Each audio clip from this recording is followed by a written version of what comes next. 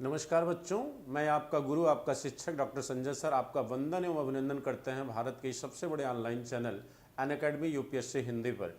तो सभी लोग रेडी हो जाइए। आज की आपकी क्लास है हर्षवर्धन से बच्चों, और हर्षवर्धन एक इम्पोर्टेंट टॉपिक है, यहाँ से प्रश्न भी पूछा जाता है। तो फटाफट जो है सभी लोग क्लास से जुड़ जाइए। क्लास स्टार्ट हो गई है और आज की क्लास में हम डिस्कस करेंगे हर्षवर्धन के इतिहास को, यानी हर्षवर्धन की क्या उपलब्धियां रही, और हम ये देखेंगे कि हर्षवर्धन में कहाँ पर हमें अशोक की नीति दिखाई देती है, कहाँ पर हमें समुद्रगुप्त की नीतियाँ हर्षवर्धन के अंदर दिखाई देती हैं। तो ये देखा जाएगा कि इन कहा जाता है कि जैसे पूछा गया है ये क्वेश्चन जो है कि हर्षवर्धन में अशोक एवं समुद्रगुप्त की नीतियों का विवेचन करिए। ठीक है, यानी दोनों शासकों, दो महान शासकों की नीतियाँ एक शासक के अंतर्गत दिखाई देती हैं, तो उसे डिस्कस किया जाएगा। और इसके साथ साथ हम आपको ये बता दें बच्चों कि हमारा मॉडर्न हिस्ट्री का एक कंप्लीट कोर्स मेंस के लिए बच्चों ये स्टार्ट हो चुका है। 15 जून से ये कंटिन्यू क्लास है और इसकी टाइमिंग 4 बजे है। और जो बच्चे सब्सक्रिप्शन लेना चाहते हैं या आपको लेना ही चाहिए, जहाँ तक मेरा मानना है बच्चों, क्योंकि मैं आपको एक बेहतर गाइडेंस दे सकता हूँ यूपीएससी के पॉइंट ऑफ व्यू से। एक लंबा अनुभव रहा है हमारा आप लोगों के साथ काम करने का। तो सब्सक्रिप्शन अगर लेना है तो उसके लिए क्या करना होगा, आपको अपने मोबाइल में बच्चों आपको प्ले स्टोर डाउनलोड करना है। प्ले स्टोर डाउनलोड करने के बाद आपको ये ऐप भी आप डाउनलोड कर सकते हैं ग्रुप से जुड़ने के लिए। सब्सक्रिप्शन लेने के क्या बेनिफिट्स आपको होंगे उसके बारे में आपको बता दूं मैं कि लाइव क्लासेस होंगी, हम और आप एक दूसरे के सामने होंगे। आप कमेंट कर सकते हैं लाइव क्लास में, जिसको हम देख सकते हैं बच्चों। क्लासेस के बाद जो है आपका एक टेस्ट शेड्यूल होता है, क्विजेज होते हैं, जिसके द्वारा आपको चेक किया जाता है कि आपकी तैयारी कैसी चल रही है, या स्वयं आपको सेल्फ चेक करने का अवसर दिया जाता है। इसके बाद डाउट क्लियरिंग सेशन होता है। हर 3 क्लास के बाद आपकी जो चौथी क्लास होती है वो डाउट क्लियरिंग सेशन की क्लास होती है, जहां पर आप अपने सारे कन्फ्यूजन को अपने एजुकेटर से क्लियर करते हैं। अब आपको सब्सक्रिप्शन लेने के लिए क्या करना होगा, उसके लिए अपने मोबाइल में अनअकैडमी लर्निंग ऐप डाउनलोड करना बच्चों, जिसे इंस्टॉल करना होगा। ऐप को इंस्टॉल करने के बाद आपको जो है अनअकैडमी प्लस को सिलेक्ट करना है। प्लस को सिलेक्ट करने के बाद जो है आपको अपने कोर्स को सिलेक्ट करना है, यानी यूपीएससी सीएससी जो आपका कोर्स है उसको सिलेक्ट करना है बच्चों, क्योंकि यहाँ पर बहुत सारे कोर्सेज होते हैं। तो यूपीएससी सीएससी सिविल की तैयारी के लिए है। इसके बाद आपको गेट सब्सक्रिप्शन पे जाना है। गेट सब्सक्रिप्शन पे जैसे आप जाएंगे आपको सब्सक्रिप्शन दिखाई देने लगेगा, यानी 6 मंथ, 1 ईयर, 2 ईयर के सब्सक्रिप्शन आपको दिखने लगेंगे। 1 ईयर सब्सक्रिप्शन 44,000 में है बच्चों, 2 ईयर सब्सक्रिप्शन 64,000 में है। लेकिन यहाँ पर अगर आपको फीस में डिडक्शन करना है या छूट लेना है तो आप हमारे रेफरल कोड का उपयोग करिए। SKY लाइव, ये हमारा रेफरल कोड है, इसका यूज करेंगे तो आप हमसे जुड़ पाएंगे और इसके साथ साथ आपके फी में 10% का डिस्काउंट आपको दिया जाएगा। तो रेफरल कोड का यूज करना ना भूले बच्चों, इससे 10% आपको फीस में डिडक्शन मिल जाएगा। ठीक, तब फीस आपकी होगी 39,600 1 ईयर की, और 57,600 आपकी 2 ईयर की फी होगी। तो इसके लिए आप जो है जल्द से जल्द जो है सब्सक्रिप्शन ले लीजिए। क्लास स्टार्ट हो चुकी बच्चों, ठीक है। चलिए हम आगे क्लास कंटिन्यू करते हैं। आज आपकी क्लास जो है हर्षवर्धन से है और आज की क्लास में हम हर्षवर्धन को डिस्कस करेंगे बच्चों। चलिए, तो हर्षवर्धन के पहले पिछली क्लास में हमने पढ़ा था कि प्रभाकर वर्धन की 2 संतानें थी, 2 पुत्र थे, 1 पुत्री, यानी कुल टोटल कितनी संतान थी, 3। ठीक है बच्चों। कहा जाता है कि प्रभाकर वर्धन का बड़ा बेटा जो राज्यवर्धन था वह हर्ष से पहले उसकी मृत्यु हो चुकी थी, क्योंकि प्रभाकर वर्धन के मरने के बाद राज्यवर्धन जो है अपनी बहन राजश्री के पति ग्रहवर्मा का बदला लेने के लिए वह गौड़ नरेश शशांक और गुप्त शासक पर हमला करता है। ठीक है, जिसमें कहा जाता है कि वह गुप्त शासक की हत्या तो कर देता है, लेकिन गौड़ नरेश शशांक के धोखे से वह क्या होता, मारा जाता है। यानी गौड़ नरेश माने बंगाल का शासक, जो शैव धर्मावलंबी शासक था, कट्टर बौद्ध विरोधी शासक था गौड़ नरेश शशांक बच्चों। वह क्या करता है कि वह धोखे से जो है राज्यवर्धन द्वितीय की हत्या कर देता है, जो हर्ष का बड़ा भाई है। अब समस्या यहाँ उत्पन्न हो जाती है कि अब सत्ता का संचालन आगे कौन करे, क्योंकि कहा जाता कि हर्ष जो है राजलक्ष्मी को ग्रहण नहीं करना चाहता था। राजलक्ष्मी से तात्पर्य यहाँ राज्य की सत्ता से है। हर्ष राजसत्ता को ग्रहण नहीं करना चाहता था, वह ब्रह्मचारी जीवन व्यतीत करना चाहता था। लेकिन एक ऐसी स्थिति आ गई कि उसे राज्य की सत्ता को ग्रहण करना पड़ा, यानी राजलक्ष्मी को धारण करना पड़ा बच्चों।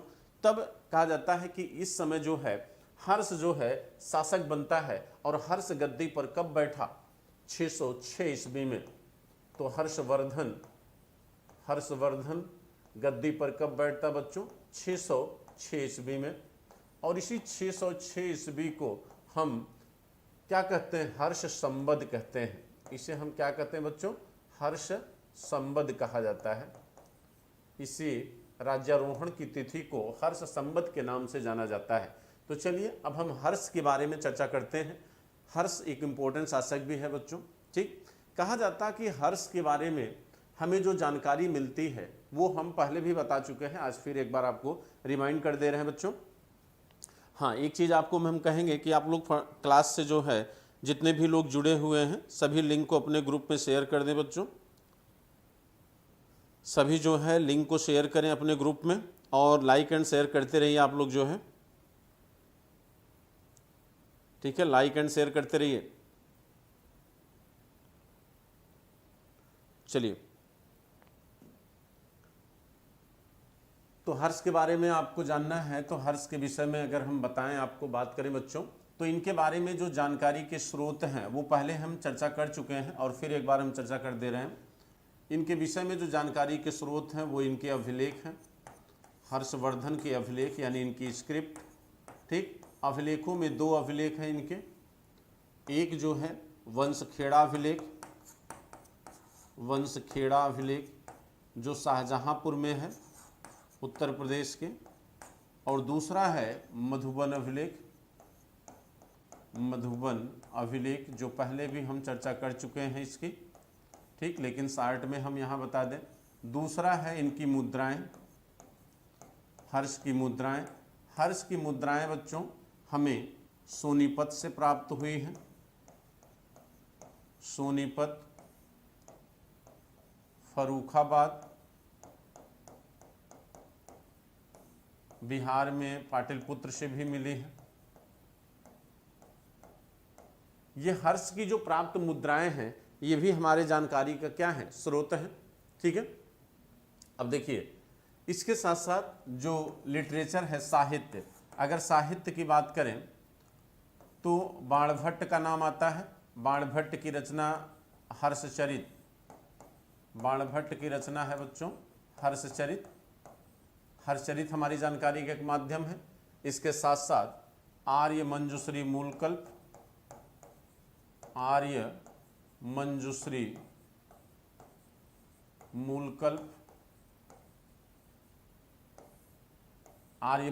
मूलकल्प, इससे भी हमें जानकारी प्राप्त होती है। और एक किताब है जिनका नाम है, इसके लेखक है सुड्ढल, इसके लेखक के बच्चों बुक का नाम नहीं याद आ रहा है, उससे भी हर्ष के विषय में हमको जानकारी प्राप्त होती है। और विदेशी यात्रियों की अगर हम बात करें तो विदेशी यात्रियों में आपके आ जाएंगे, विदेशी यात्रियों में कौन कौन आता है? विदेशी यात्रियों में एक तो सबसे महत्वपूर्ण आपका वेनशांग है। विदेशी यात्रियों में कौन कौन ऐसे विदेशी यात्री हैं जो हर्ष के विषय में जानकारी देते हैं? तो उसमें आपका वेनशांग है, वेनशांग,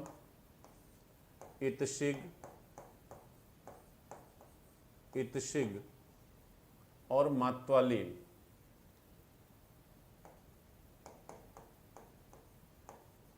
वेनशांग, इत्सिग और मात्वालीन, इत्सिग और मात्वालीन, ठीक है। इसके बारे में हम पहले भी आपसे बात कर चुके हैं, इसलिए यहाँ पर हम शार्ट में आपको बता दे रहे हैं। ये तीन विदेशी यात्री हैं जो हर्ष के बारे में हमको जानकारी देते हैं, ठीक है। चलिए, तो ये तो रहा हर्ष के बारे में जानने का स्रोत, ठीक है बच्चों। अब हम देखते हैं कि हर्ष के विषय में हमारे पास क्या जानकारी है, या हर्ष जिस समय सत्ता पर काबिज हुआ उस समय की क्या राजनीतिक परिस्थितियां थी, उनकी भी चर्चा करते हैं। थोड़ा सा हर्ष के बचपन के बारे में बात कर लेते हैं, क्योंकि बचपन पर ही इनका पूरा ग्रंथ लिखा हुआ है बाणभट्ट महोदय का। उन्होंने पूरी इनकी जीवनी लिखी है, तो थोड़ा सा चर्चा कर लेते हैं हर्ष की जीवनी के बारे में। कहा जाता है कि बाणभट्ट ने जो हर्षचरित लिखा है बच्चों, उसमें हमने बात किया था कल कि वो 8 उच्छावासों में है, 8 अध्यायों में है। उन 8 अध्यायों में 3 अध्याय जो है वो आपके स्वयं बाणभट्ट ने उसमें अपनी आत्मकथा लिखी है, और अगले जो 5 अध्याय हैं हर्षचरित के, उसमें हर्ष की जीवनी लिखी गई है। तो उसमें क्या बताया गया है, क्या जानकारी हमको मिलती है, यानी आप कह सकते हैं कि हर्ष के बाल रूप का पूरा नॉलेज हमें, पूरी जानकारी हमें बाणभट्ट की हर्षचरित से ही प्राप्त होता है। तो उस ग्रंथ में ये कहा गया है कि जिस समय हर्ष का जन्म हुआ, उसमें कहा गया है कि हर्ष का जन्म 4 जून 590 ईस्वी को, 4 जून 590 ईस्वी को ज्येष्ठ मास के द्वादश तिथि को हुआ था। ज्येष्ठ मास के द्वादश तिथि को हुआ था, और यह बेहद ही शुभ मुहूर्त था। कहा जाता है, वो बताता है कि जब हर्ष का जन्म इस वर्धन परिवार में हुआ तो पूरा नगर सजाया गया, मिठाइयाँ बांटी गई, लोगों में हर्ष उल्लास का एक माहौल था। राज्य की तरफ से बहुत सारा धन जो है वितरित किया गया। यानी हर्ष के जन्म को वो बहुत ही अलंकारिक तौर पर प्रस्तुत करता है। हालांकि हमें उससे बहुत मतलब नहीं है बच्चों, लेकिन हाँ, कहा जाता है कि एक इनका जो राज ज्योतिष था, इनका हर्ष का, वर्धन वंश का, यानी प्रभाकर वर्धन जो इनके पिता थे, प्रभाकर वर्धन ये हर्ष के पिता थे, और इनकी हर्ष की माँ का नाम था बच्चों यशोमती। यशोमती, तो यशोमती और प्रभाकर वर्धन, इन दोनों के योग से पैदा हुए थे कौन? हर्ष। ठीक है, हर्षवर्धन। भाई इनके बड़े भाई का नाम राज्यवर्धन था, बहन का नाम राजश्री था, ये सारी चीजें आप जानते हैं। कहा जाता है कि जब इनका जन्म हुआ तो वर्धन का जो राज ज्योतिष था, वर्धन का जो राज ज्योतिष है, राज ज्योतिष जिसका नाम तारक है, राज ज्योतिष कौन था? तारक। कहा जाता है तारक ने हर्ष के जन्म के दिन को बेहद शुभ बताया, और कहा कि इस शुभ दिवस, इस शुभ घड़ी में जन्म लेने वाला बालक क्या होता है? चक्रवर्ती सम्राट बनता है। जैसे बुद्ध के बारे में कौंडिन्य ने घोषणा किया था, उसी तरह यहाँ तारक ने हर्ष के बारे में घोषणा किया। लेकिन कौंडिन्य ने दोनों पक्षों की घोषणा किया था, सन्यासी बनने का और सम्राट बनने का। बने बुद्ध क्या? सन्यासी बने। लेकिन यहाँ पर जो है तारक जो है सिर्फ जो है हर्षवर्धन को एक बड़ा सम्राट बनने की घोषणा करता है, और कहता है कि ये महान सम्राट बनेगा, चक्रवर्ती सम्राट। और ये सच भी है, क्योंकि हर्ष को उत्तर भारत का अंतिम महान शासक माना जाता है। ये बात पूरी तरह सही है। बाणभट्ट आगे कहता है कि हर्ष का पूरा जो जीवन है वह अपने मामा भांडी, तो इसका मामा भी इनका हम उम्र ही था, मामा भांडी और अपने 2 मित्रों कुमारगुप्त और माधवगुप्त, ये दोनों महासेन गुप्त के पुत्र थे। महासेन गुप्त के पुत्र थे। महासेन गुप्त के 2 पुत्र थे बच्चों, और इन दोनों पुत्रों का जो नाम है कुमारगुप्त और माधवगुप्त। कुमारगुप्त और माधवगुप्त। कहा जाता है कि ये दोनों हर्ष के ही साथ रहते थे, और यहाँ तक कि जो है कुमारगुप्त और आगे चलकर असम का शासक भास्कर वर्मा एक सच्चे मित्र भी हर्ष के बनेंगे। तो महासेन गुप्त जो है, इनके दोनों पुत्र, चूंकि महासेन गुप्त को खतरा था किससे? परवर्ती गुप्त शासक देवगुप्त से। ठीक, इसलिए इन्होंने अपने दोनों पुत्रों को प्रभाकर वर्धन के राज दरबार में रख दिया था, जहां पर ये दोनों पुत्र जो है प्रभाकर वर्धन के बेटे हर्षवर्धन के साथ जो है अपना एक लंबा जीवन, अपने बालपन का जो जीवन है उन्होंने क्या किया? बिताया। ठीक है, तो देखिए महासेन गुप्त जो है, इनके भाई थे देवगुप्त, जो आपके मालवा के शासक हुआ करते थे उस समय, और इनसे दुश्मनी थी देवगुप्त से। ये वही देवगुप्त है जो ग्रहवर्मा की हत्या करेगा। किससे? कौन ग्रहवर्मा? कन्नौज का शासक, मौखरी वंश के शासक ग्रहवर्मा की हत्या करेगा, जो राजश्री का पति था। यानी कहीं न कहीं यहाँ की दुश्मनी उसने वहां पर निकाली। ठीक, अब देववर्मा के दुश्मन कौन थे? महासेन गुप्त। महासेन गुप्त ने अपने बच्चों को भेज दिया कहां पर? प्रभाकर वर्धन के यहाँ, जहां पर हर्ष के साथ इन दोनों बच्चों का जीवन बीता। यानी कहने का मतलब है कि हर्षवर्धन का जो बालपन है वो मामा भांडे और इन दो युवराजों के साथ बीता जो गुप्त संबंध से समाज से संबंध रखते थे। ठीक है, अच्छा, ये तो रही बालपन की बात बच्चों। अब हम थोड़ी सी बात करते हैं। कहा जाता है कि हर्ष के बारे में बहुत ही अलंकारिक तौर पर बातें की गई हैं। हर्ष के बारे में जितने भी लेखक हैं, जितने भी कवि हैं, वो एक अलंकारिक तौर से बातें करते हैं। कहा जाता है कि हर्ष के व्यक्तिगत गुणों की बड़ी चर्चा की गई है बच्चों। हर्ष के राजनीतिक गुणों की अपेक्षा, यानी हर्ष के राजनीतिक उपलब्धियों की अपेक्षा हर्ष के व्यक्तिगत गुणों की बड़ी तारीफ की गई है। हर्ष के व्यक्तिगत गुण क्या थे? हर्ष के व्यक्तिगत गुण की अगर बात करें तो कहा जाता है कि हर्ष जो है जितना बेहतर शस्त्र चलाता था उतना ही बेहतर एक सुलेखक और बांसुरी वादक भी था। ठीक है, तो ये माने एक कला के गुण जो है, यानी कहा जाता है कि शस्त्र विद्या में पारंगत था। ये कौन कहता है? बाणभट्ट कहता है। शस्त्र विद्या में कौन पारंगत था? हर्ष। और वहीं दूसरी तरफ कला में भी पारंगत था। कला में भी पारंगत है। तो कला में भी पारंगत, हालांकि इतिहास में बहुत शासक ऐसे आपको दिखाई देंगे, जैसे समुद्रगुप्त स्वयं एक बेहतर वीणा वादक है बच्चों, लेकिन हर्ष की तुलना समुद्रगुप्त से नहीं की जाती। हर्ष कहीं न कहीं कलात्मक क्षेत्र में समुद्रगुप्त से आगे है। हर्ष एक बेहतर नाटककार है। हर्ष क्या है? एक बेहतर नाटककार है। हर्ष एक बेहतर वासुरी वादक है। हर्ष एक क्या है? बेहतर वासुरीवाद। नाटककार के संदर्भ में अगर हम बात करें तो आप जानते हैं कि हर्ष ने 3 नाटकों की रचना किया था। नागानंद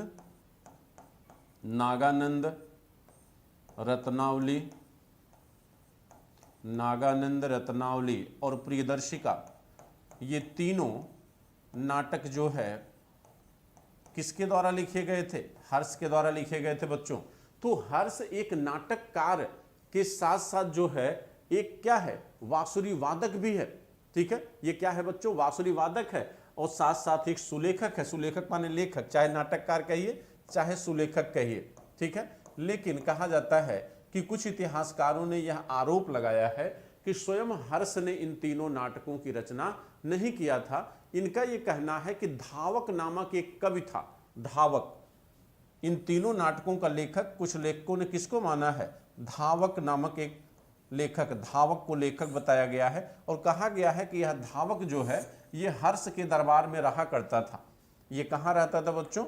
हर्ष के दरबार में रहा करता था।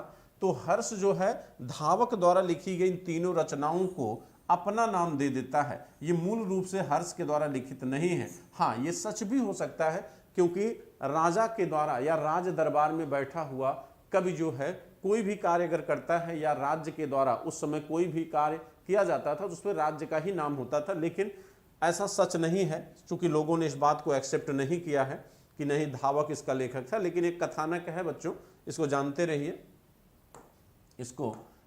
रहिए। लेकिन हाँ, इसमें कोई संदेह नहीं है कि हर्ष जो है एक सांस्कृतिक लीडर था। यानी कहने का मतलब है कि हर्ष कहीं न कहीं कला में बेहद रुचि रखता था। अगर रुचि न रखता बच्चों, कहा जाता है कि नागानंद को उसने सिर्फ लिखा ही नहीं था, नागानंद का अपने राज दरबार में उसने मंचन भी करवाया था।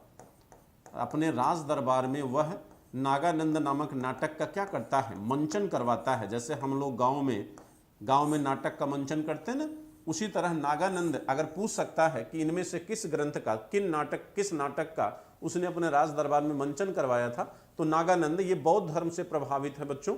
किस धर्म से? बौद्ध धर्म से प्रभावित है, ये ध्यान रखिएगा। तो मैंने कहने का मेरे तात्पर्य सिर्फ इतना है कि इन चीजों को देखने से ये लगता है कि यह एक ऐसा शासक है जो कहीं न कहीं कला में रुचि रखता है। ठीक, इसीलिए कहा जाता है, इसीलिए हर्ष को कुछ ऐसे नामों से संबोधित किया गया है जिनसे यह लगता है कि नहीं, वास्तव में यह कला का प्रेमी शासक था। हर्ष को साहित्यकार सम्राट कहा गया है, यानी साहित्यिक सम्राट कहा गया है हर्ष को। और इसके साथ साथ सोढ़ल एक महान लेखक है बच्चों। सुड्ढल हर्ष को कहता है साक्षात वाणी विलास।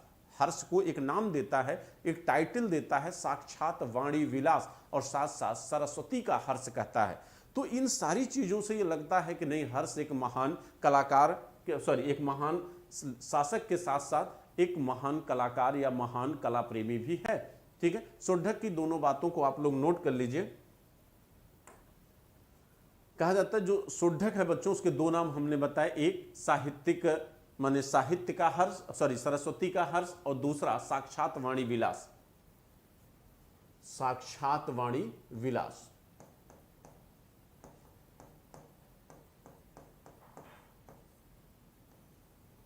साक्षात वाणी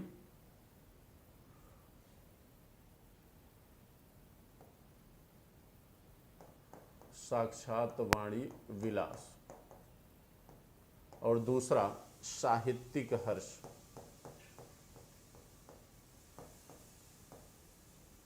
साहित्यिक हर्ष, ये दोनों नाम कौन देता है? सुड्ढल देता है। अभी सुड्ढल की किताब का नाम बच्चों इस समय याद नहीं आ रहा है। ठीक है, सुड्ढल ये महान लेखक माने जाते हैं। इन्होंने दो नाम दिया है हर्ष को, साहित्यिक हर्ष और साक्षात वाणी विलास। और एक नाम हमने आपको भी पहले बताया कि हर्ष को हम साहित्यिक सम्राट भी कहते हैं, लेकिन ये सुड्ढल का स्टेटमेंट नहीं है, लेकिन जानते रहिए हर्ष को हम साहित्यिक सम्राट भी कहते हैं, क्योंकि इसने कई साहित्यों का निर्माण किया, तो इसे हम साहित्यिक सम्राट भी कहते हैं। ठीक है, तो ये तो रही हर्ष की व्यक्तिगत उपलब्धियों के बारे में चर्चा हमने कर लिया। अब आइए जरा हर्ष के हम राजनीतिक घटनाक्रम के बारे में बात करते हैं कि हर्ष के समय का राजनीतिक घटनाक्रम कैसा था, या इनका जो राज्य है, इनका जो राजनीतिक उपलब्धियां हैं, इनके राज्य की सीमाएं जो हैं वो कहां तक विस्तारित थी, और इनके समकालीन कौन कौन से राजा उस समय विद्यमान थे। ठीक है, उनके बारे में चर्चा करते हैं। चलिए, तो हर्ष ने सत्ता कब संभाला बच्चों? हर्ष सत्ता संभाला 606 ईस्वी में, जिसको आप हर्ष संवत कहते हैं। कहा जाता है कि राज्यवर्धन की मृत्यु के बाद हर्ष के राज्य में कोई उनका उत्तराधिकारी नहीं बचा।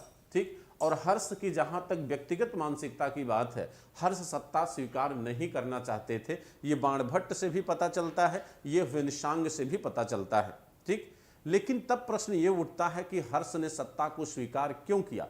एक तरफ बड़े भाई की हत्या शशांक षड्यंत्र के द्वारा कर चुका है, और दूसरी तरफ सिंहासन क्या है, एकदम जो है कहा जाता है कि सिंहासन उदास है, उसे कोई धारण करने वाला नहीं है। इस समय सबसे बड़ी भूमिका अदा करता है इनका सेनापति सिंहनाद। हर्ष के राज्य का सेनापति था बच्चों सिंहनाद। कहा जाता है कि सेनापति सिंहनाद ने इस तरह के वक्तव्य जाहिर किए, इस तरह से प्रोत्साहित किया सिंहनाद ने, या इस तक कहिए कि इस तरह से मोटिवेट किया हर्ष को, कि हर्ष अपने वचन को तोड़कर राज्य की लक्ष्मी को क्या करता है? स्वीकार कर लेता है। कहा जाता है सिंहनाद के बारे में जो स्टेटमेंट किताबों में दिया गया है बच्चों, उसमें सिंहनाद ने हर्ष से कहा, क्या कहता है सुनिए। सिंहनाद ने कहा, कायरोचित शोक, कायरोचित शोक यानी कायरों की तरह शोक मत करो, कायरोचित शोक का परित्याग कर राजकीय गौरव को माने कायर की तरह जो सोच रहे हो इसको त्याग दो, इसका परित्याग कर दो, और राजकीय गौरव को जो अपना पैतृक अधिकार है, राजकीय गौरव को जो अपना पैतृक अधिकार है उसी प्रकार ग्रहण करिए जैसे एक शेर जो है मृग शावक को ग्रहण करता है, यानी मृग के बच्चे को अपना अधिकार समझ के ग्रहण करता है। उसी तरह जो है तुम भी अपने कायरों की तरह जो शोक दिखा रहे हो अपने भाई के मरने पर, इसका क्या करो? परित्याग कर दो, और इस राजकीय गौरव को अपना पैतृक अधिकार समझकर क्या करो? उसी प्रकार ग्रहण करो बच्चों जैसे मृग को, जैसे शेर जो है मृग शावक को ग्रहण करता है, यानी मृग के बच्चे को ग्रहण करता है, अपने शिकार को ग्रहण करता है।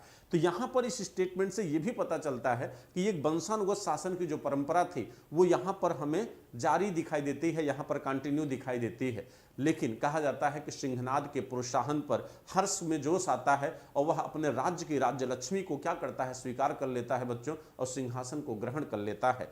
लेकिन सिंहासन ग्रहण करने के बाद हर्ष के समय दो समस्याएं थी, यानी राज्यारोहण तो इन्होंने अपना करा लिया, राज्यारोहण यानी समारोह तो नहीं का उल्लेख होता है, राज्यारोहण चूंकि शोक का समय था, राज्यारोहण जब हुआ तो राज्यारोहण के समय इनके सामने दो समस्याएं हैं। दो समस्या बच्चों कौन कौन सी? एक पहली समस्या ये है कि भाई की मृत्यु का बदला लें। भाई की मृत्यु का बदला लें। भाई की मृत्यु माने राज्यवर्धन की मृत्यु का बदला। और दूसरा बहन राजश्री को कैद से मुक्त कराना। बहन राजश्री को कैद से मुक्त करना। ठीक है। अब ये दो चैलेंज उनके सामने उपस्थित थे। जैसे ही उन्होंने सत्ता ग्रहण किया, दो शासक यानी दो चैलेंज उनके सामने क्या थे? उपस्थित थे। कहा जाता है कि हर्ष जो है अपने अश्वारोही जिसका नाम कुंतल था, कहा जाता है कि राज्यवर्धन जब मरा था बच्चों, तो राज्यवर्धन के मरने की सूचना हर्ष को किसने दिया था? कुंतल नामक इसके अश्वारोही ने दिया था, यानी घुड़सवार था एक, जिसका नाम क्या था? कुंतल। इसी ने आके सूचना दिया था इसके भाई राज्यवर्धन के मरने का। ठीक है। कहा जाता है कि हर्ष जब राज्यारोहण स्वीकार किया बच्चों, तो उसके सामने दो समस्याएं थी। और हर्ष जब सत्ता को स्वीकार किया तो उसने एक घोषणा किया। क्या घोषणा किया? दो घोषणाएं किया उसने पहली घोषणा में यह कहा कि चपल धनुष चलाने वाले जितने भी शासक हैं, चपल माने तेज, धनुष चलाने वाले माने धनुष यानी तीर धनुष चलाने वाले, क्योंकि गौड़ नरेश शशांक इस मामले में बड़ा प्रख्यात था कि वह तीर धनुष बहुत अच्छा चलाता है। तो यहां हर्ष ने एक कसम खाई कि माने जितने भी तीर चपल रूप से तीर धनुष चलाने वाले जितने भी शासक हैं, जब तक हम उनके पैरों में बेड़ियां नहीं डाल देंगे और जब तक पृथ्वी को गौण विहीन नहीं कर देते, गौण विहीन माने शशांक विहीन, यानी शशांक की जब तक हत्या नहीं कर देते, तो अगर हमने माने हत्या नहीं की या पृथ्वी को गौण विहीन हम नहीं कर पाए, तो हम घी से जलती हुई आग में क्या कर लेंगे? आत्महत्या कर लेंगे। तो यहां पर बच्चों, यहां पर हर्ष भी उसी तरह कसम खाते हैं जैसे आपके महाभारत में अर्जुन ने खाया था अभिमन्यु के मरने के बाद जयद्रथ वध के समय, लेकिन वहां पर भगवान कृष्ण ने बचा लिया था सूर्य को ढककर। यहां पर क्या हुआ, क्या कंडीशन उत्पन्न हुई, कोई स्पष्ट इतिहास नहीं है, यानी ये स्पष्ट नहीं है कि गौड़ नरेश शशांक को हर्ष पराजित किए कि नहीं किए। लेकिन बहुत सारे इतिहासकारों ने ये कहा है कि 620 ईस्वी के बाद इन्होंने कहीं न कहीं हर्ष ने इनको पराजित किया। किसको? गौड़ नरेश शशांक को। ठीक है। और इसके बारे में जो हमें जानकारी मिलती है वो कई ऐसे लेखकों ने, जैसे वेनसांग है, बाणभट्ट तो इसका उल्लेख नहीं करता, क्योंकि बाणभट्ट ने जो हर्षचरित लिखा है वह राजश्री के पाने तक ही उसमें ये कहानी है, उसके बाद की कहानी उसमें नहीं दी गई है। ठीक है। तो ये माने हर्ष के द्वारा शशांक पराजित हुआ कि नहीं हुआ, इसके बारे में हमें सिर्फ वेनसांग से जानकारी मिलती है और एक स्क्रिप्ट है जो अभी ध्यान में नहीं है, उससे जानकारी हमें प्राप्त होती है। ठीक है। चलिए अभी याद आ जाएगा तो उसकी बात हम करेंगे। तो यहां पर ये इन्होंने सिंहासन ग्रहण किया और अपनी सेना का निर्माण किया, और कहा जाता है कि बंगाल की तरफ ये क्या करते हैं? अभियान शुरू किए। ठीक। और एक दिन में लगभग 16 मील इनकी सेनाएं चलती थी, ऐसा कहा जाता था। ये सब कथानक चीजें हैं बच्चों, बहुत जरूरी नहीं है, लेकिन कहा जाता है कि हर्ष का जो युद्ध सचिव था जिसका नाम था अवंती, ये तो अश्वारोही है, हर्ष का युद्ध सचिव जो जिसका नाम है अवंती, यह हर्ष की तरफ से एक घोषणा करता है जिससे ये लगता है कि नहीं, हर्ष एक शौर्यवीर टाइप का शासक था, एक योग्य शासक था। कहा जाता है कि हर्ष की तरफ से उसके युद्ध सचिव अवंती ने यह घोषणा किया कि पूर्व में उदयाचल यानी पूर्व में उदयाचल और पश्चिम में अस्तांचल तक, उत्तर में गंधमादन और दक्षिण में चित्रकूट तक जितने राजा हैं, या तो वो इनकी अधीनता स्वीकार कर लें या युद्ध के लिए क्या हो, तैयार हो। यह घोषणा थी किसकी? हर्ष की, जब उन्होंने सेना का क्या किया? निर्माण किया और युद्ध के लिए प्रस्थान करते हैं। तो ये यहाँ पर कहीं न कहीं हर्ष का इतिहास जब आप पढ़ेंगे तो बहुत सारे ऐसे अलंकारिक शब्दों का उपयोग दिखाई देता है जिससे कहीं न कहीं ये लगता है कि एक दरबारी लेखन की जो परंपरा उस समय इतिहास में थी बच्चों, वो पूरी तरह से स्पष्ट दिखती है। जैसे भारत में दरबारी लेखन परंपरा थी, दरबार में बैठा हुआ कवि राजा के बारे में लिखता था, तो चीज़ों को बढ़ा चढ़ा के प्रस्तुत करता था।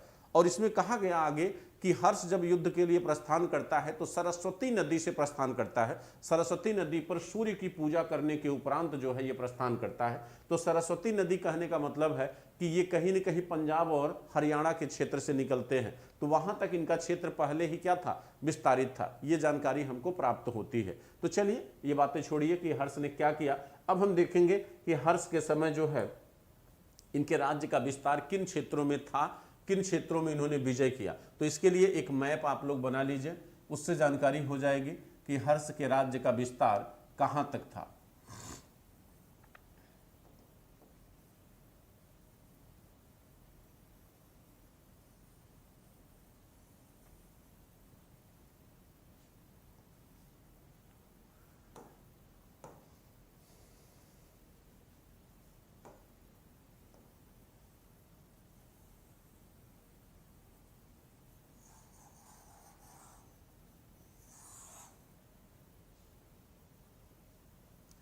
देखिए बच्चों, आप लोग मैप बना लीजिए,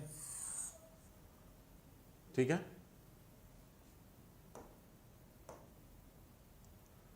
देखिए, पहली बार कश्मीर जो है ये हर्ष के राज्य में नहीं था, तो इसको ऐसे कर लीजिए।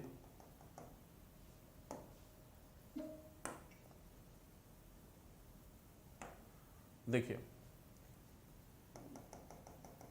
कश्मीर हर्ष के राज्य में नहीं, लेकिन कैसे है वो भी हम बात करेंगे। और ये नेपाल का क्षेत्र भी ले लीजिए, ये नेपाल भी ले लीजिए, ये भी हर्ष के क्षेत्र में है। बंगाल भी हर्ष के क्षेत्र में माना जाता है, ठीक है। फिर आप आ जाइए, ये सिंध का क्षेत्र भी लीजिए, ये सिंध का क्षेत्र लीजिए। ये गुजरात को आप छोड़ दीजिए, गुजरात इनके राज्य में नहीं है। नीचे नर्मदा के उत्तर में ही रहिए, नर्मदा के उत्तर में रहिए। ये जो क्षेत्र है बच्चों, ये पूरा क्षेत्र है, ये आपका हो गया सिंध, ठीक। ये सिंध हो गया, ये सिंध हो गया। और ये ऊपर ये कश्मीर है, ठीक। ये आपका नेपाल है, ये आपका जो है असम है, असम को भी लीजिए, ये असम ले लीजिए। ये आपका बंगाल है, ये आपका मगध है, ठीक है। यहाँ पे आपका बल्लभी है, ये आपका बल्लभी है। बल्लभी का शासक ध्रुवसेन द्वितीय था। बल्लभी का शासक कौन था? ध्रुवसेन द्वितीय। ये क्षेत्र जो है, ये वाला क्षेत्र बच्चों, ये किसका था? ये यहाँ पे ये प्रतिहार शासक थे। यहाँ पे कौन थे? ये पूरा क्षेत्र जो है ये प्रतिहारों का है। ये किसका था? ये प्रतिहार शासक का था, प्रतिहार राजा, जिसका नाम क्या था? राजा दद्द, राजा दद्द था। ये सामंत था बेसिकली, ये क्या था? सामंत था, ठीक है, सामंत था। और ये जो क्षेत्र है, ये जो क्षेत्र है बच्चों, एक मिनट, थोड़ा सा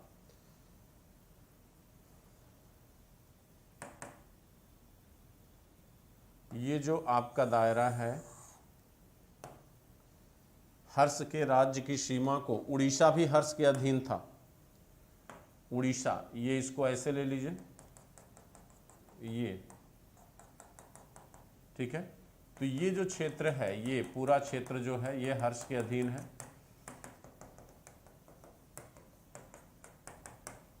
ये हर्ष की ये बॉर्डर लाइन है पूरी, इसको ऐसे कर सकते हैं,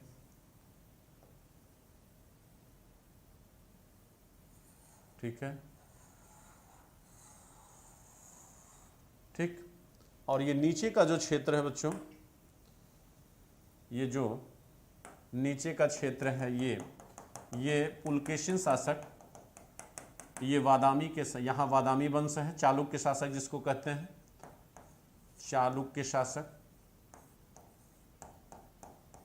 चालुक्य शासक पुलकेशिन द्वितीय, पुलकेशिन, यहाँ पर पुलकेशिन द्वितीय शासक है। ठीक, ये यहाँ पर पल्लव वंश है, ये कौन है, पल्लव वंश। ठीक बच्चों, ये पल्लव शासक है, पल्लव शासक। और पल्लव शासक इस समय कौन है, महेंद्र वर्मन, जो बेहद ही महत्वपूर्ण शासक था, महेंद्र वर्मन, जो हर्ष का एकदम समकालीन है। ठीक है, और यहाँ पर जो है आपका पांड्य वंश है, पांड्य वंश, और ये क्षेत्र जो है चेर वंश का है। ठीक है, अब देखिए उत्तर में आइए जरा। कहा जाता है कि ये कन्नौज, कन्नौज आपके उत्तर प्रदेश कन्नौज बच्चों आपके यूपी में है, जिसको कान्यकुब्ज कहा जाता था। यहाँ पहले कौन था, ग्रह वर्मा, ग्रह वर्मा था। ठीक, जो मौखरी वंश का शासक था, जिससे विवाह इसने किया था अपनी बहन भाग्य राजश्री का। ठीक, बाद में इसके मरने के बाद कन्नौज पर नियंत्रण कर लेता है। यहाँ पर इसका थानेश्वर स्वयं इसकी राजधानी है, थानेश्वर। लेकिन एक चीज़ ध्यान दीजिएगा, सिंध को इसने जीता था, लेकिन सिंध को अधीन अपने नहीं किया था बच्चों। इस बात को पूरा अपने दिमाग में एकदम आप लोग बैठा लीजिएगा कि सिंध को जीतने के बाद इसने अपने अधीन नहीं किया था। ठीक है, और कन्नौज की जहाँ तक बात है, ग्रह वर्मा के मरने के बाद यहाँ पर एक शासक था जिसका नाम था कुलपुत्र, इसने कब्जा कर लिया था। और इसी कुलपुत्र को पराजित करके जो है हर्ष अपने राज्य को क्या माने कन्नौज को क्या करता है, प्राप्त करता है। लेकिन अभी हम बात करेंगे कि कन्नौज को कैसे इसने जीता, कन्नौज में किस उपाधि के साथ इसने शासन किया, उस चीज़ की चर्चा भी हम अभी करेंगे। ठीक है, लेकिन उसके पहले कम से कम कुछ राजाओं के नाम को आपको मैं बता दूं कि जो कभी कभी पूछे जा सकते हैं। जैसे मगध में इस समय शासक था पूर्णवर्मन। यहाँ का शासक कौन था, मगध का शासक था बच्चों पूर्णवर्मा, ये मगध का शासक था इस समय। और ये नेपाल जो है, ये देखिए नेपाल का शासक था अंशुवर्मन, नेपाल का शासक है अंशुवर्मन। ठीक है, और कश्मीर के शासक का नाम दुर्लभवर्धन है। ये जो कश्मीर है बच्चों, इसके शासक, यहाँ का शासक था दुर्लभवर्धन, दुर्लभवर्धन। पहले पूरा एकदम क्लियर कर लीजिए, तभी आपको एग्जैक्ट सही आएगा। ठीक है, बंगाल जब हर्ष ने जीता तो बंगाल से पहले बंगाल का शासक कौन था, शशांक, गौड़ नरेश शशांक। बंगाल में कौन था, गौड़ नरेश शशांक, बंगाल में गौड़ नरेश शशांक थे। ये असम का शासक कौन था, भास्कर वर्मा, असम का शासक कौन है बच्चों, भास्कर वर्मा। ठीक है, ये भास्कर वर्मा है। चलिए अब हम देखते हैं। ठीक है, चलें आगे। क्लियर हुआ सभी लोग? देखिए कोई डाउट बच्चों अगर पूछना हो तो बताओ।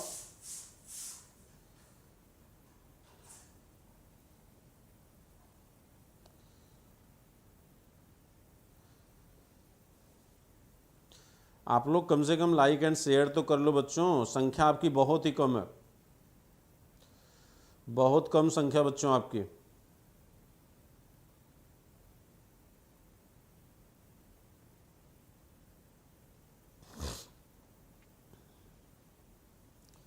अपनी संख्या कम से कम बढ़ाओ आप लोग, लाइक एंड शेयर करते रहिए, ग्रुप में शेयर कर दीजिए बच्चों सभी लोग। तो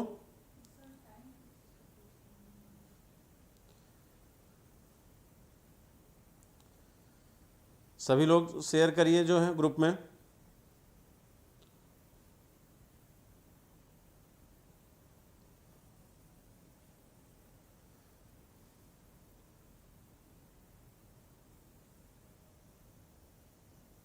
चलिए ठीक है, देखिए फिर से डिवाइड कर देना। ये आपका गुजरात का क्षेत्र है, ये पूरा भाग क्या है, गुजरात है बच्चों। ठीक, हर्ष की जो सीमा है वो ग्रीन वाली है, ये ग्रीन लाइन जो है ये हर्ष की सीमा है। ये उड़ीसा का क्षेत्र है, यह क्षेत्र भी हर्ष के राज्य में शामिल था। चलिए अब देखिए कहानी को थोड़ा सा समझिए कि किन किन क्षेत्रों को हर्ष ने जीता था, उसे देखिए। चलें स्टार्ट करें। देखिए बाणभट्ट क्या कहता है, बाणभट्ट कहता है कि हर्ष ने जब गद्दी को स्वीकार किया तो 6 वर्षों तक हर्ष लगातार युद्ध करता रहा और उसने पंच भारत का अपने आप को स्वामी घोषित किया। हर्ष को माने बाणभट्ट ने कहा कि उसने पंच भारत का अपने आप को स्वामी घोषित किया। पंच भारत में कन्नौज आता है, गौड़ नरेश यानी बंगाल आता है, पंजाब आता है, उड़ीसा आता है और मिथिला आता है। इनको मिलाकर पंच भारत कहा जाता है। ठीक है, यानी कहने का मतलब है कि यहाँ पर जो बाणभट्ट है वो केवल एक शब्द में हर्ष की राजनीतिक उपलब्धियों की चर्चा करता है। वो कहता है कि हर्ष ने जब तक पंच भारत को नहीं जीत लिया, पंच भारत में क्या क्या आता है जरा देख लीजिए। बाणभट्ट के अनुसार अगर हम देखें तो पंच भारत में क्या आता है, पंच भारत में उड़ीसा है, पंजाब है, उड़ीसा देखो बच्चों ये वाला क्षेत्र ये देख रहे हैं, इसके बाद मिथिला, मिथिला कहाँ है, मिथिला आपके बिहार में है। मिथिला कहाँ है बच्चों, बिहार में है। ठीक, इसके बाद आपका बंगाल आपके सामने है, ये बंगाल का पोर्शन है।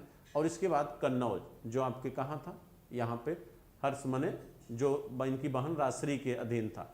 तो बंगाल और कन्नौज 2 और मिला देंगे तो कितने हो जाएंगे 5। इनको क्या कहा गया, पंच भारत।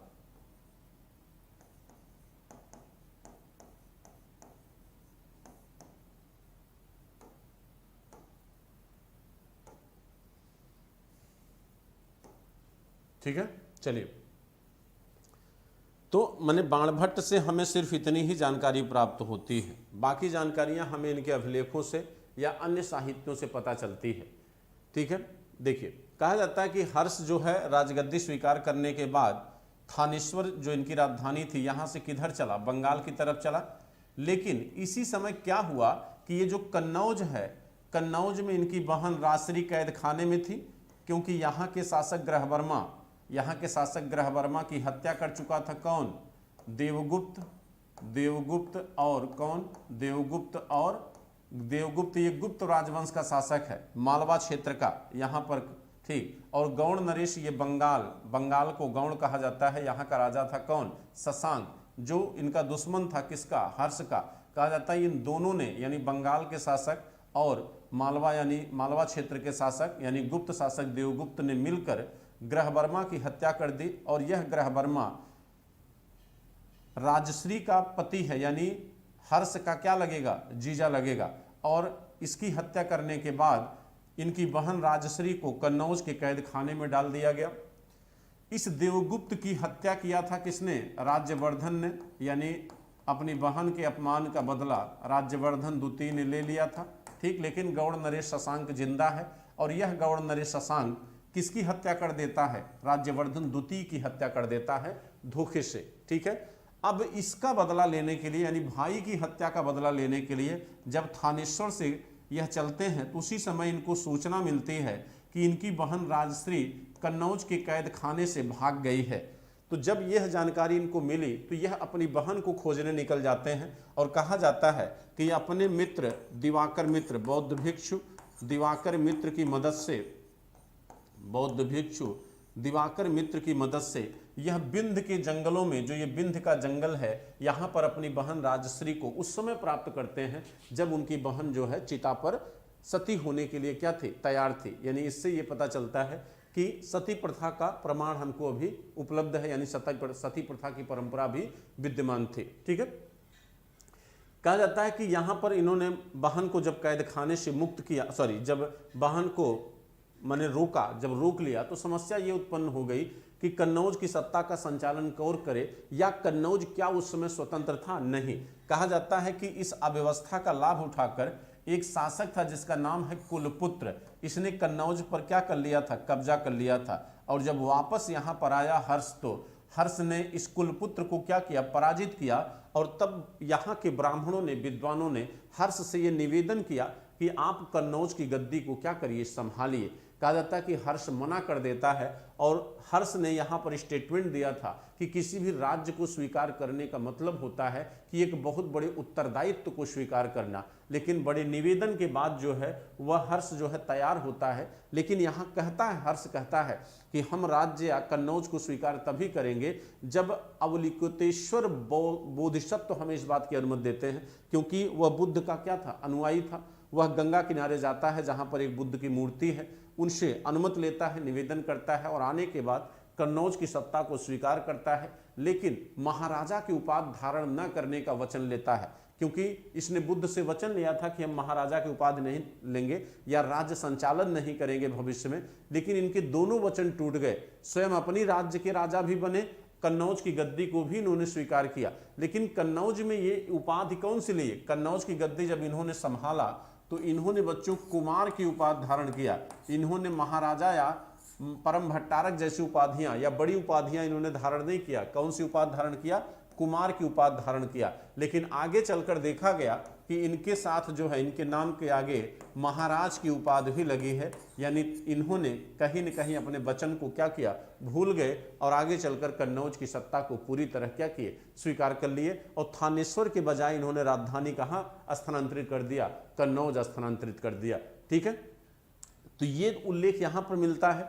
इसके बाद जहां तक रही गौड़ नरेश शशांक को हराने का, तो वो अभी भी अस्पष्ट है, लेकिन हमें यह मानना चाहिए या लोगों ने माना है कि नहीं, हर्ष ने गौड़ नरेश शशांक को पराजित किया। तो चलिए उसकी बात तो मान लेते हैं। लेकिन अब देखिए जरा, कहा जाता है कि सिंध के राजा जब इन्होंने सिंध पर आक्रमण किया तो सिंध को इन्होंने क्या किया, पराजित किया, जीत लिया, लेकिन सिंध को अपने राज्य में शामिल नहीं किया। ये जो सिंध क्षेत्र है, इस क्षेत्र को हर्ष अपने राज्य में शामिल नहीं करता है। कहा जाता है कि सिंध से आर्थिक लाभ लेकर, यानी आर्थिक लाभ लेकर वह सिंध को मुक्त कर देता है। यहां पर जो है समुद्रगुप्त की नीति का अनुसरण करता है। आपको बच्चों याद होगा कि दक्षिण भारत को जब समुद्रगुप्त ने जीता था तो ग्रहण मोक्षानुग्रह की नीति अपनाया था, यानी आर्थिक लाभ लेके ग्रहण किया, फिर मोक्ष यानी मुक्त कर दिया। ठीक वही नीति यहां पर हर्षवर्धन अपनाता है।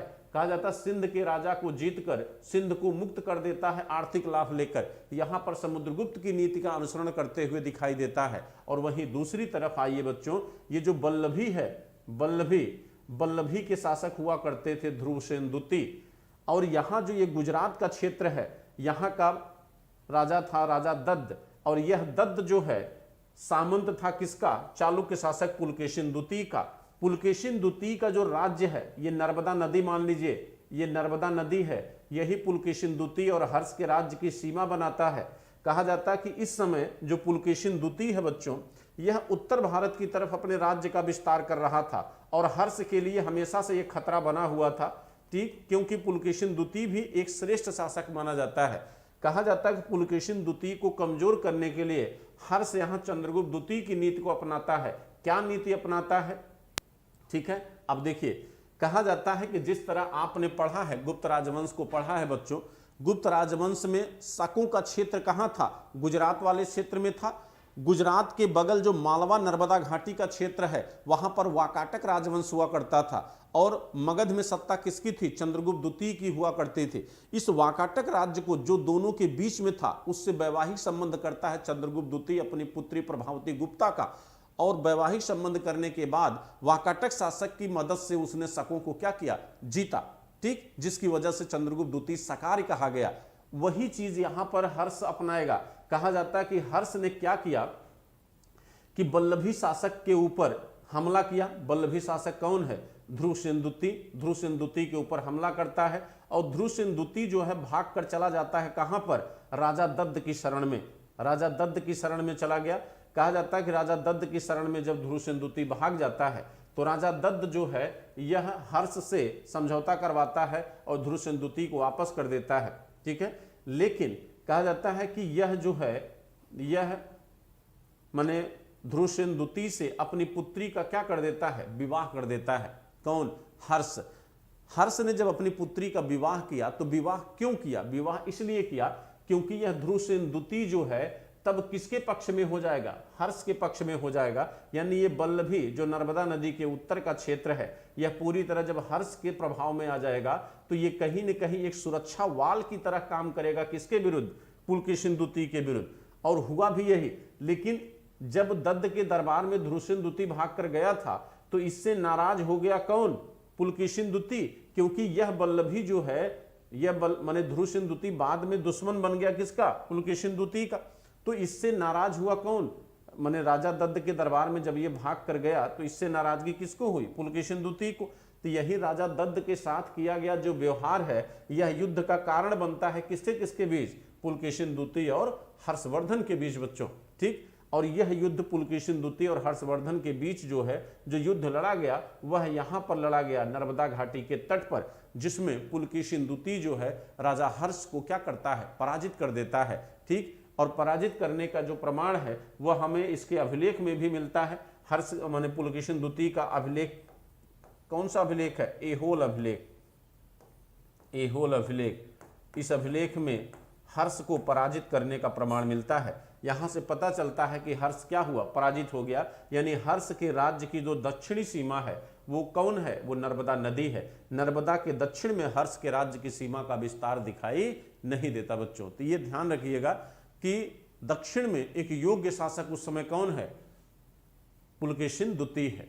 ठीक। जो हर्ष को क्या करता है? पराजित करता है।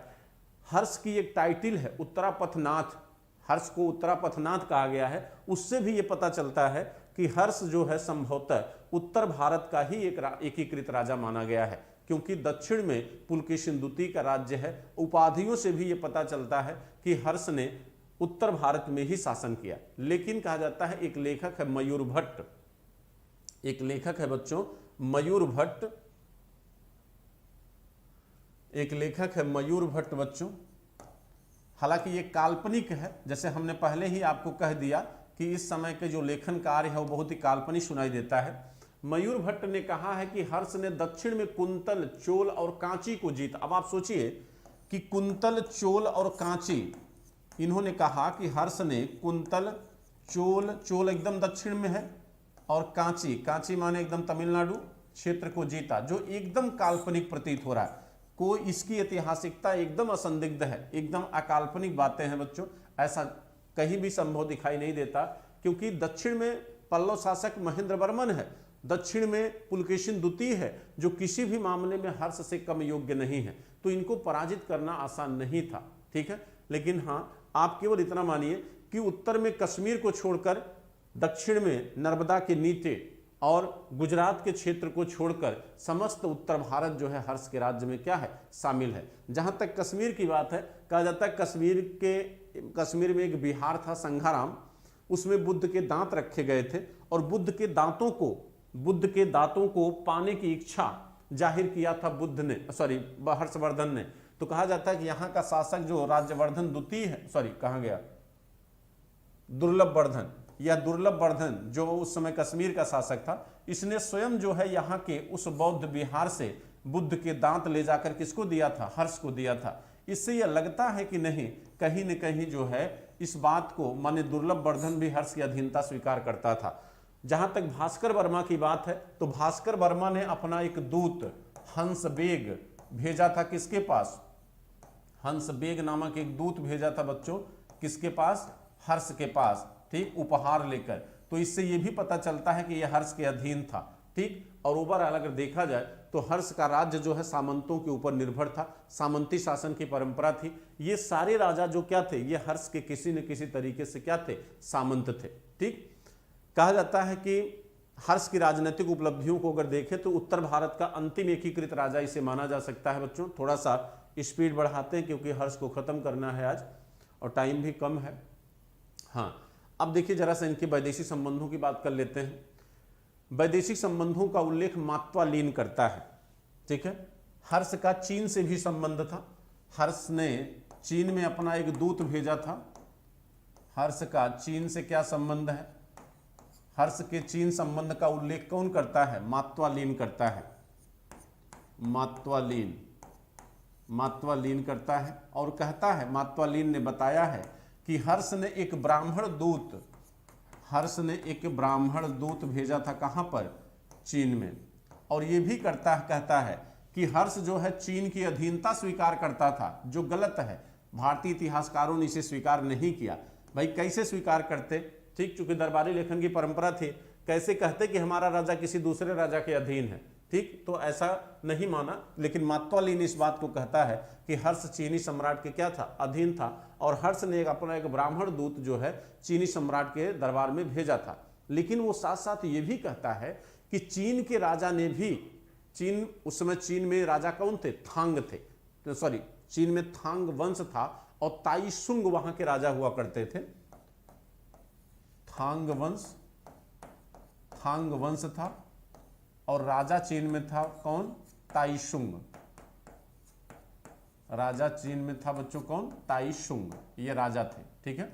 कहा जाता है कि यहाँ के राजा ताइशुंग ने भी अपना एक माने दो बार दूत मंडल हर्ष के दरबार में भेजे थे। लियांग हुई किंग पहला दूत था जो आया था हर्ष के दरबार में। फर्स्ट दूत कौन था, लियांग हुई किंग। लियांग हुई किंग ये पहला दूत था जो हर्ष के दरबार में आता है। इसके बाद एक लंबे समय के बाद, यानी लगभग 643 ईस्वी में, यानी एक लंबे कार्यकाल के बाद 643 ईस्वी में दूसरा दूत आता है जिसका नाम है ली ई प्यायो, ठीक है, ली ई प्यायो। ये दूतमंडल के साथ आया, इसी के नेतृत्व में ये दूतमंडल आया था। ये मूल रूप से दूतमंडल है, यानी इसमें कई लोग शामिल थे। तो दो बार जो है, दो बार बच्चों चीन से दूत आते हैं। ये प्रश्न भी आया हुआ है, इसको भी ध्यान रखिएगा। यानी चीन से भी हर्ष के संबंध कहीं न कहीं क्या थे, जुड़े थे। हर्ष के दरबार में मातंग दिवाकर, जिन्होंने सूर्य शतक और मयूर शतक नामक दो ग्रंथों की रचना किया था, तो मातंग दिवाकर और मयूर, इनके दरबार में कवि कौन कौन से थे, दरबार में लेखक कौन कौन रहता था, इनके दरबार में लेखक कौन कौन थे। नंबर 1 बाणभट्ट हो गया। नंबर 2 जो है मयूर। देखिए मयूर 2 है बच्चों, कंफ्यूज मत होइएगा। ये जो मयूर है माने एक, जैसे हमने कहा मातंग दिवाकर की 2 किताबें, तो उसमें भी मयूर शब्द लगा हुआ है, तो उससे कंफ्यूजन मत होइएगा। अगले जो है वो मातंग दिवाकर हैं, और मातंग दिवाकर ने 2 किताबें लिखी थी। मातंग दिवाकर सूर्य शतक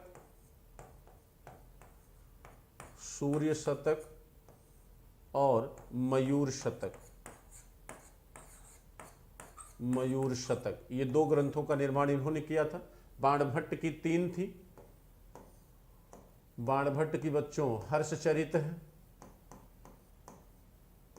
बाणभट्ट की हर्षचरित, कादंबरी और चंडी शतक।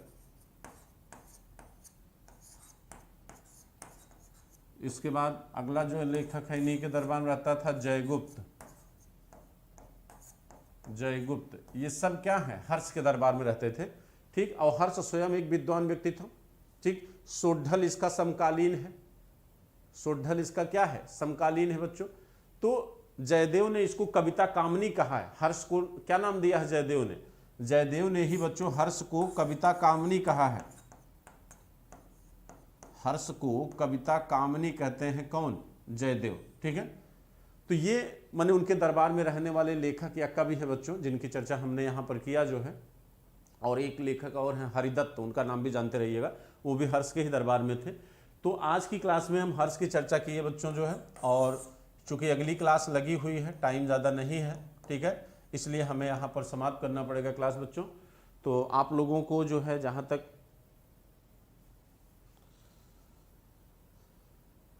जितना हमने आज डिस्कस किया है मुझे लगता है वो पर्याप्त है, ठीक है। मेरी आवाज़ आप लोगों तक पहुँच रही बच्चों?